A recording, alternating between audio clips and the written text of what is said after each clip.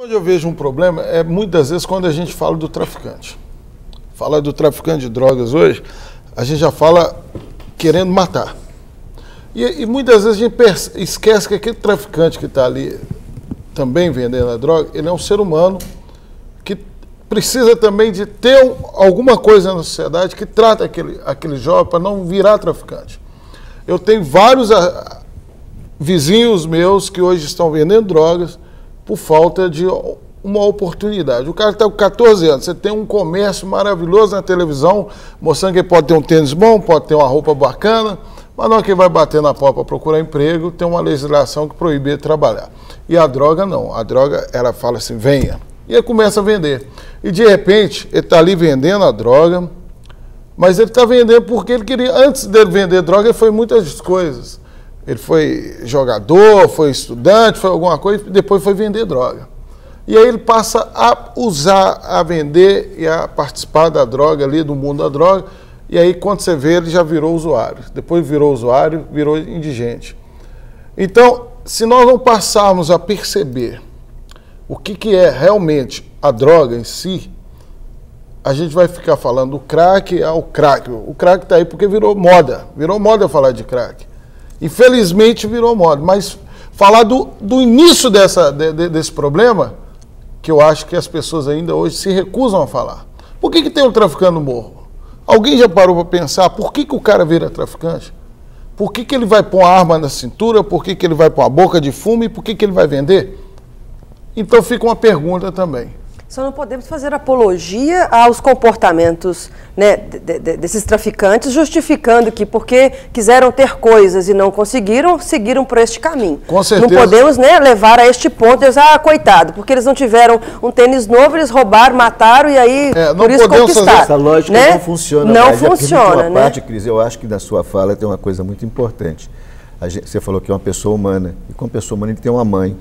Ele tem um pai, ele tem irmãos, ele tem uma casa que demanda uma série de benefícios, uma série de proteções, não é? E tem uma casa que ficou desorganizada e está desorganizada desde esse momento, não é? E que o fato dele estar se metendo no tráfico de drogas, um negócio altamente rentoso, embora altamente perigoso, não é?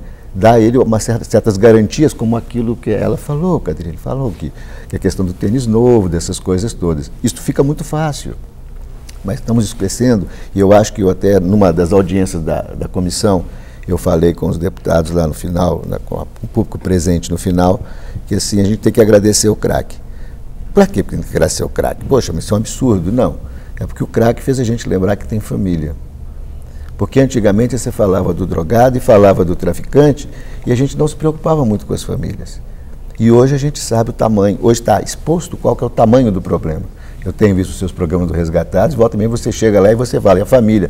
As pessoas sempre falam, eu resgatei, eu estou aqui, eu voltei para a família. É o lugar de onde eu nunca devia ter saído. Não é? Eu acho que isso precisa de acender e começar a funcionar. Professor João, deixa eu perguntar uma coisa, já que o senhor é psicólogo, e acompanhando e fazendo esse trabalho mesmo com pessoas e com familiares, né, com dependentes químicos, existe uma lacuna, existe uma debilidade, uma falta aí na ação dos pais, que já que nós vamos começar então lá do início daquilo que gera alguém na dependência química, existe uma falha e uma lacuna no comportamento mais ativo dos pais, na segurança desses filhos, no comportamento, na gestão desse filho, para que ele possa depois desvirtuar deste caminho? É por aí ou não? Eu vou começar com uma brincadeira, já que você me provocou dessa forma. Lógico, estou aqui para isso. O bate-papo, né, deputado? O bate-papo tem que rolar, né, não? O papo tem que ser. Tem que tirar o melhor, tem que tirar o melhor. Então tá bom.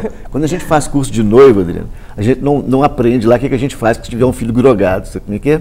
Quando nasce o neném, vê aquele monte de gente fazer festa na casa, tem gente que até resolve fazer cerveja livre, boca livre, porque nasceu o neném, não é? Aí vem aquelas tias e trazem aquele livro do Rinaldo Delamare, Meu Bebê. Aí você pega aquilo, põe debaixo do braço, olha para aquela coisinha pequenininha que Deus mandou para você, né? Fala, pô, já sei tudo. Agora eu sei resolver o problema. Está na página 25. Isso. Só que o livro acaba com 18 meses. O problema começa com 18 anos. E o legal, sabe o que é? Que eu vou falar uma coisa que talvez o pastor Vanderlei, você vai entender o que eu vou dizer e todos que estão em casa. Quando o crack era problema do morro, não tinha problema para a sociedade.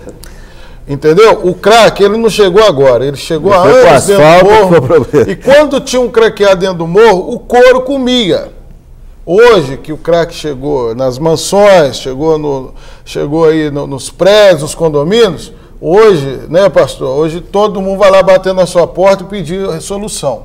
Mas quando ele era problema do morro, quando eu falo do traficante, é porque hoje ainda ele é o problema do morro. O dia que o traficante passar a ser problema dos condomínios, aí nós vamos ter políticas públicas para tratar esse problema para o cara não virar traficante. Porque o que nós estamos discutindo aqui hoje, eu venho discutindo há 30 anos atrás dentro do meu morro. Porque a droga, se você for ver, falar de Escadinha, quem que é Escadinha? Era o cara que era todo dia no Rio de Janeiro, a polícia queria pegar ele fazendo, e o morro, e a sociedade ficava quieta. Mas ele estava vendendo droga dentro do morro, estava ali, a droga estava agindo dentro do morro, e pessoas morrendo. Se nós olharmos mães do morro hoje, tem mãe que o filho dela, ou o neto dela hoje está sendo preso, mas o pai dele foi morto há 20 anos atrás por causa de crack dentro do morro. E a sociedade não falou nada. Hoje que está aí, dentro dos condomínios, está todo mundo desesperado. Então, é um sentimento até mesmo de falar, poxa, por que tem que ser só hora que chega dentro dos condomínios que nós abrimos os olhos? Temos que abrir os olhos a todo instante. Pastor Vanderlei, o senhor que é deputado estadual, concorda com essa opinião do Cris quanto a essa falta de ação da política e que realmente, enquanto esteve limitado a um público restrito, não se teve ação, mas agora que a dimensão aumentou, ela tem, então, uma repercussão política nisso? Olha, eu acho que o Cris tem uma experiência muito forte de conviver no seu dia a dia com essa questão. Uma coisa é falar sobre um assunto que você ouve falar e outra coisa é você conviver com essa questão no seu dia a dia. Por isso eu preciso respeitar muito o que o Cris fala, embora não concordando com ele em tudo que ele fala, eu preciso respeitar muito. Eu sei que nós estamos, e eu tenho falado isso sempre, lidando com um grande gigante. Eu falava para o professor ali na recepção, antes de entrarmos para o programa, que há muitos anos atrás eu assisti um filme cujo título era A Hidra. A Hidra era uma organização criminosa e era representada por uma serpente de 7 cabeças, que todas as vezes que você cortava uma, nascia outra no lugar. O que eu quero dizer com isso? O que eu quero dizer com isso é que eu não sou utópico de imaginar que nós vamos acabar com o problema das drogas, porque a droga existe na história do homem desde os primórdios. Cada geração tem a sua droga. Eu e o professor somos contemporâneos e até comentava com ele, a droga da nossa juventude, da nossa adolescência, foi o ácido lisérgico, foi quando entrou o LSD. Mas antes da nossa geração, outras drogas também ocuparam espaço. Mas na sequência vieram outras, aí veio a cocaína muito elitizada, pouca gente tinha acesso. Depois da cocaína descobriu-se que o que sobrava da cocaína também era uma droga muito potente, que é o crack. Agora já se descobriu que o que sobra do crack tem também uma droga mais potente que o próprio crack, que vicia 10 vezes mais, que é o oxi, e por aí vai. Então, primeiro nós precisamos ter consciência de que nós estamos lidando com uma hidra, com um gigante, que você corta uma cabeça e nasce outra no lugar. É o que o Cris acabou de falar. O neto daquela vovó que hoje está traficando lá, perdeu o pai no tráfico. Ou seja, qual foi a cabeça cortada? O pai dele. Qual foi a cabeça que nasceu de novo? Aquele filho que está lá hoje vendendo droga. Então, essa é uma questão. E a segunda questão, que eu acredito que é preciso também tratar com muita responsabilidade, é que a droga não é um problema de governo. A droga é um problema hoje mundial e que envolve toda a sociedade, onde o governo também pode e tem que dar a sua participação. A Assembleia de Minas começou um trabalho recentemente, e esse trabalho tem um tempo determinado para ser concluído, que é a Comissão Especial de Enfrentamento ao Crack, da qual eu sou o vice-presidente. Ela já está na sua fase final e já vai apresentar relatório e, graças a Deus, será transformada numa comissão permanente da casa, numa comissão de tema da casa. E, uma vez transformado em comissão de tema, nós vamos ter um fórum de discussão muito melhor, vamos ter uma condição muito melhor, do ponto de vista do legislativo, de buscar produzir e construir soluções para o problema que nós estamos vivendo nesse momento. Mas é preciso ter consciência de que é uma pandemia, ela não tem mais cara. Quando eu era menino, eu tenho dito isso sempre, mamãe sempre nos alertava dizendo, olha, não ande com fulano não, com a filha de fulana não, porque ele usa droga. Você sabia na sua rua quem era o drogado? Tinha um que fumava maconha na rua. Hoje, como o próprio Cris disse, a droga não está lá nas comunidades carentes, não está nos morros, não. A droga hoje não tem cara. A droga tem dedo de porcelana, a droga é banguela, a droga usa terno como eu estou aqui, mas ela está também andando descalça e suja sem tomar banho pelas ruas e debaixo dos viadutos. A droga está lá no morro, a droga está dentro dos condomínios de luxo, está dentro das mansões, ou seja, ela não tem mais cara, você não tem mais como traçar o perfil de quem hoje é um usuário de droga. Então nós estamos lidando sim com uma questão muito séria e que envolve toda a sociedade. Por isso eu acredito que qualquer pessoa que tem uma contribuição a dar deve se apresentar nesse exército de pessoas do bem que querem de alguma forma minimizar os danos que a droga tem causado. E não são pequenos esses danos, são sonhos destruídos, famílias destruídas. Agora, lamentavelmente, nós sabemos que são as pequenas exceções que acabam se transformando nos grandes problemas, não é? Eu, sinceramente, conversava com o professor, eu acho que hoje o tratamento que é dado ao dependente de droga por parte da justiça, por parte da nossa legislação, né? Porque a justiça cumpre o que está também na lei, eu acho que há um equívoco aí. Nós não podemos ser tão paternalistas com o dependente de droga, não. Porque droga, gente, entenda uma coisa, droga é um comércio.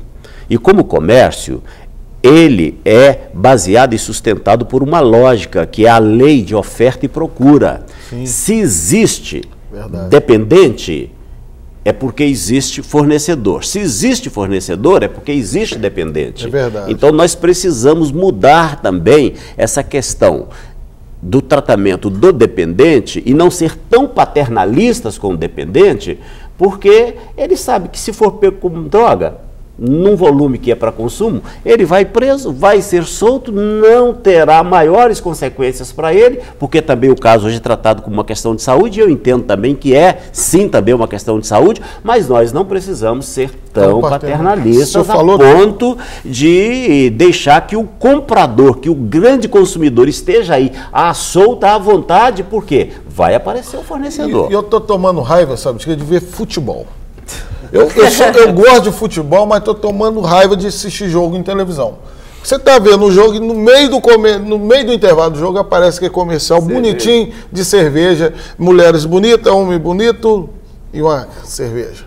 E aí, eu não vi um comercial, ainda apareceu um marido espancando a mulher, um cara batendo o carro, sabe? E um comércio que toda hora... E cerveja é a pior droga. E outra coisa, cigarro. Sabe, você vê aí que o cara compra o cigarro, usa o cigarro. Eu tive uma experiência de entrevistar um rapaz que no resgate, que ele falou assim, Cris, eu consegui ficar na clínica, eu fiquei sem maconha, sem crack, sem beber, mas sem o cigarro eu não consegui ficar. Ou seja, como que pega uma droga que vicia tão fácil assim e libera? Ô pastor Vanderlei, o senhor como um legislador, tem algum movimento para inibir esse tipo de coisa? Porque o comércio da cerveja é muito rico, é muito forte. Veja bem, hoje, no caso do cigarro... Faço até uma observação interessante no negócio da cerveja. E outro dia estive na praia recentemente, fiz uma pesquisa para ver se eu achava aquelas mulheres esculturais, né? Aquele pessoal do tanquinho. Não tem, não, só existe lá só na nos devaneios, nas publicidades. A mulherada que está na cerveja está desse tamanho. Segura